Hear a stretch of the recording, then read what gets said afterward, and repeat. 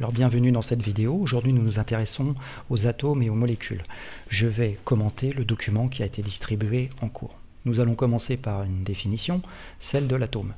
L'atome, il s'agit de petits grains de matière qui composent tout ce qui nous entoure. Quand je dis tout ce qui nous entoure, ça inclut l'être humain, le corps humain, l'ordinateur que tu utilises peut-être en ce moment pour regarder cette vidéo, la Terre et de manière générale l'ensemble de l'univers tout autour de nous. Alors des atomes, il en existe un certain nombre, 118 catégories, 118 types d'atomes existent dans la nature.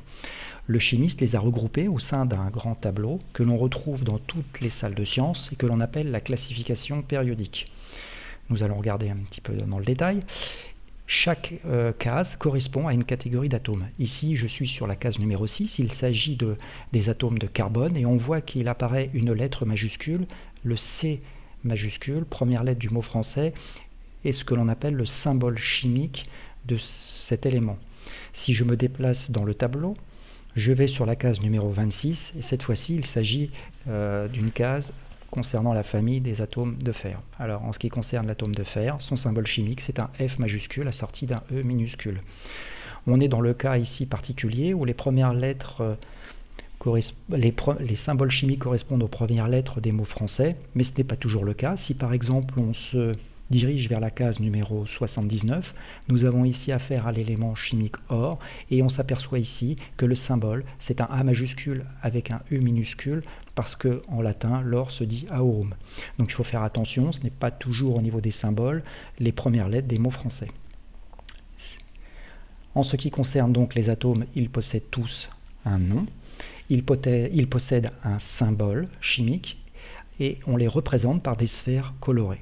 Par exemple, ici, l'atome de carbone est représenté par une sphère de couleur noire, l'atome d'hydrogène par une sphère de couleur blanche, l'atome d'oxygène par une sphère de couleur rouge et l'atome d'azote par une sphère de couleur bleue. Alors, il est à noter que les atomes n'appartiennent pas au monde du vivant, c'est-à-dire qu'ils ne meurent pas et ne sont pas capables de se reproduire. C'est de la matière, c'est inerte.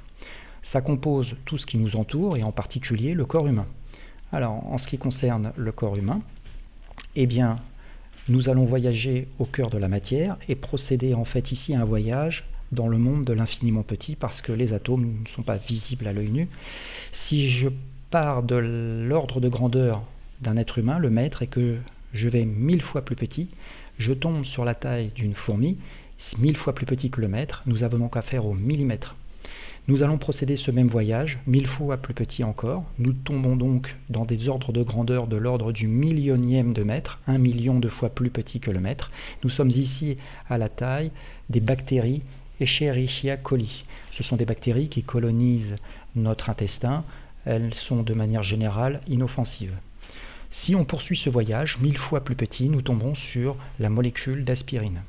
En ce qui concerne son ordre de grandeur, sa taille, ici nous sommes au milliardième de mètre, c'est-à-dire 1 milliard de fois plus petit que le mètre.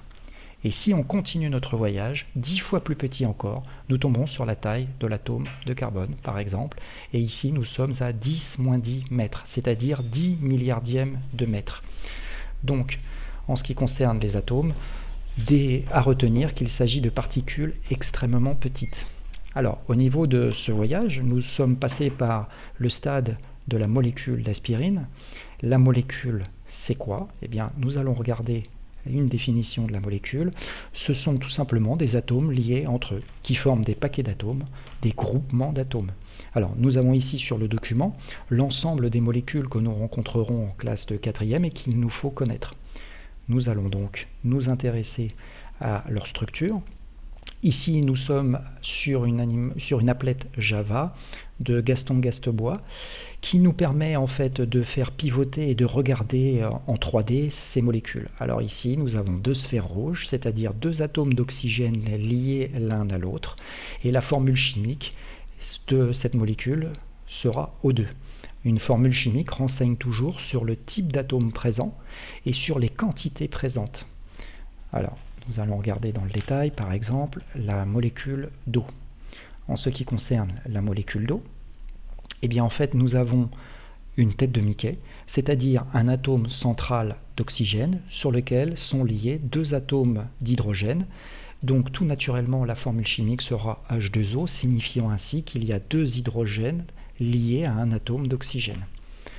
En ce qui concerne une autre molécule que nous avons rencontrée dans le cours, la molécule de méthane, eh bien cette molécule de méthane que je fais pivoter ici a une structure dans l'espace bien particulière. C'est un tétraèdre régulier. Elle est composée en son centre d'un atome de carbone, ici représenté par une sphère de couleur noire, et de 4 atomes d'hydrogène, représentés ici en blanc, d'où la formule CH4. En ce qui concerne la dernière molécule qui nous intéressera au niveau de la vidéo, le butane, présent par exemple dans les briquets, et bien en fait ici la molécule de butane à l'image est une molécule un peu plus complexe, dans le sens où elle possède un nombre d'atomes plus important et une disposition spatiale bien particulière. Alors ici nous avons donc 4 atomes de carbone, représentés ici en noir, associés à 10 atomes d'hydrogène, d'où la formule chimique C4H10. Donc en ce qui concerne cette vidéo, ce qu'il faut retenir, c'est que la matière qui nous entoure est composée de ces petits grains de matière que l'on appelle les atomes, qu'ils peuvent se regrouper entre eux pour former des molécules, et que la taille et les dimensions des atomes et des molécules, ce sont des dimensions extrêmement petites, de l'ordre du milliardième de mètre. Voilà, j'espère que cette vidéo sera utile, et je te dis à une prochaine fois.